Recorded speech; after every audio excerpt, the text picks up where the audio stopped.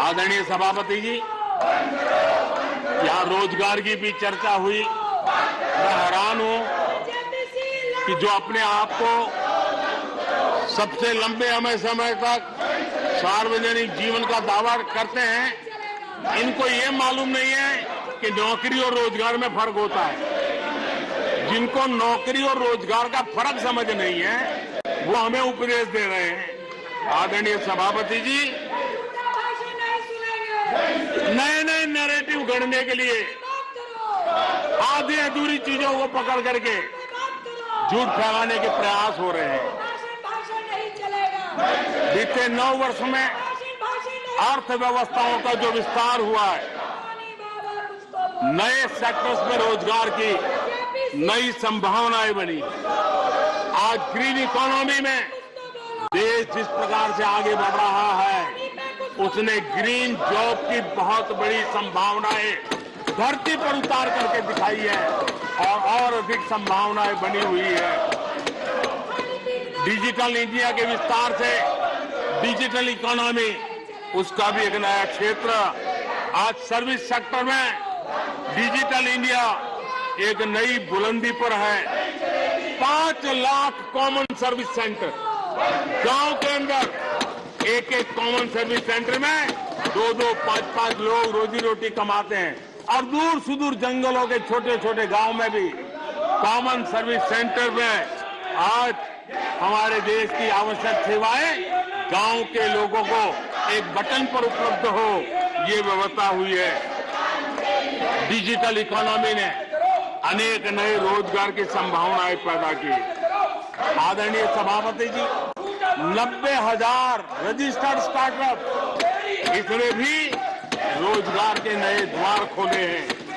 अप्रैल से नवंबर 2022 के दौरान ईपीएफओ पेरोल में 1 करोड़ से अधिक लोग जोड़े गए हैं। 1 करोड़ से अधिक लोग।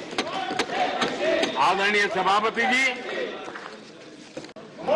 आत्मनिर्भर भारत रोजगार योजना, इसके जरिए 60 लाख से अधिक नए कर्मचारियों का लाभ हुआ है। आत्मनिर्भर भारत अभियान के तहत हमने अपने उद्यमियों के लिए स्पेस, डिफेंस, ड्रोन, माइनिंग, कोल, अनेक क्षेत्रों को खोला है, जिसके कारण रोजगार की संभावना में नई गति आई है। और देखिए, हमारे नौजवानों ने इन सारे कदमों का आगे आकर के अवसर लिया, उठाया है, उसका फायदा। आदरणीय सभापति जी, रक्षा के क्षेत्र में यह देश आत्मनिर्भर बने, ये देश के लिए बहुत आवश्यक है। मुझे खुशी है कि रक्षा के क्षेत्र आत्मनिर्भरता का मिशन लेके हम चले। आज 350 से ज्यादा निजी कंपनियां रक्षा के क्षेत्र में आई है और करीब 1 लाख करोड़ रुपए का एक्सपोर्ट रक्षा के क्षेत्र में मेरा देश कर रहा है। और अभूतपूर्व रोजगार इस क्षेत्र में भी पैदा हुए हैं। आदरणीय सभापति जी, रिटेल से लेकर के टूरिज्म तक हर सेक्टर का विस्तार हुआ है। खादी और ग्रामोद्योग, महात्मा गांधी के साथ जो व्यवस्था जुड़ी हुई है, खादी ग्रामोद्योग को भी डुबो दिया था।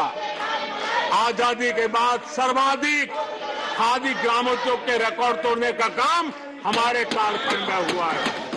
आदरणीय सभापति जी, इंफ्रास्ट्रक्चर में हो रहा रिकॉर्ड निवेश, चाहे रेल का काम होता हो, रोड का काम होता हो, पोर्ट का काम होता हो, एयरपोर्ट का काम होता हो, प्रधानमंत्री ग्राम सड़क योजनाएं बनती हो, ये सारे इंफ्रास्ट्रक्चर के काम, उसके लिए जो मटेरियल लगता है, उस इंडस्ट्री में रोजगार की संभावनाएं बढ़ी है।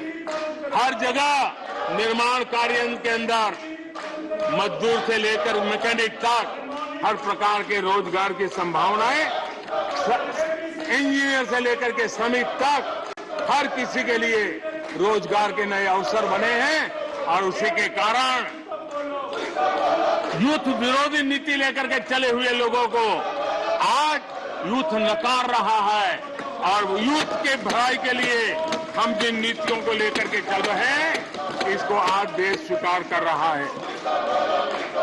आदरणीय सभापति जी, यहां भी ये भी कहा गया